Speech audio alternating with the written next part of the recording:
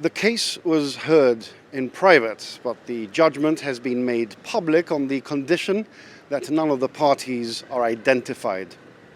The child, referred to as C, will be 1 year old in November. When she was 8 months pregnant, the mother decided she wanted the child to be raised in care. But when she was born, the mother changed her mind and decided she wanted to keep her.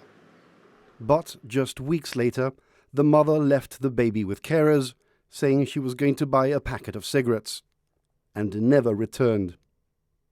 The court heard how she has drug and mental health problems and makes plans about the future within short timescales, often linked to new relationships.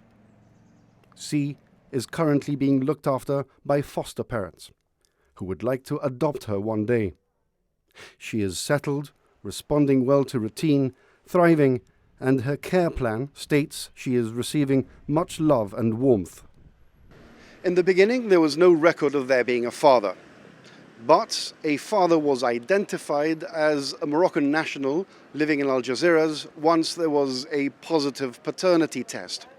The father said he wanted to look after the child in Algeciras, but then that proposal was abandoned when he moved to the Canary Islands. He said he wasn't able to look after the child financially, but he would like to do so one day. And in the meantime, he wanted the child to be raised by his sister in Morocco. The court wants to appoint an independent social worker to assess the suitability of this potential arrangement. But the father wants this person to be a Muslim, with cultural and language links to Morocco. The mother objects to this.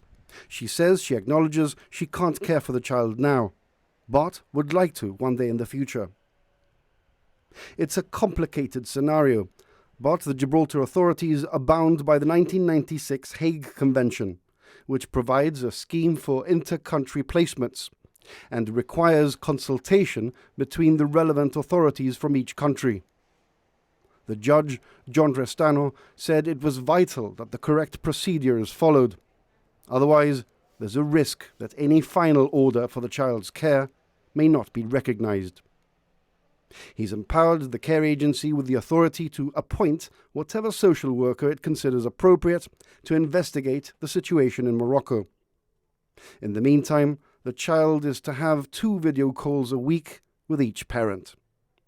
Baby C's future is uncertain at this stage, but the court and the care agency, as they are obliged to do, have put her happiness and her well-being at the center of this case.